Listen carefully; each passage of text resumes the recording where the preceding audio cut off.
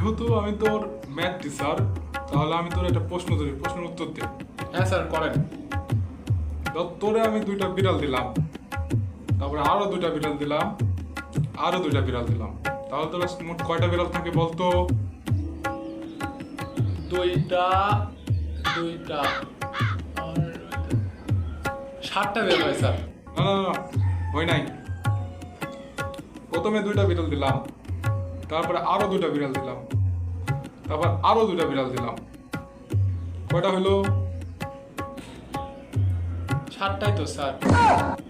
আরে 7টা হয় কি হবে? আচ্ছা তোর আমি অন্য দিক দিয়ে বোঝাই। তোর কাছে আমি 2টা আপেল দিলাম, তারপরে আরো 2টা আপেল দিলাম, তারপরে আরো 2টা আপেল দিলাম, এবার বলতো কয়টা আপেল হলো তোর কাছে? 6টা আপেল স্যার। হ্যাঁ এই তো হয়েছে। এবার বিড়ালেরটা, তোর প্রথমে 2টা বিড়াল দিলাম, তারপর আরো 2টা বিড়াল দিলাম, তারপর আরো 2টা বিড়াল দিলাম, তাহলে কয়টা বিড়াল হইলো? 7টা।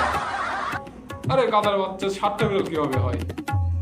স্যার আগে থেকে আমাদের বাসায় একটা বিড়াল ছিল স্যার, এই মিলিয়ে 7টা। আমি পারি না আর পারি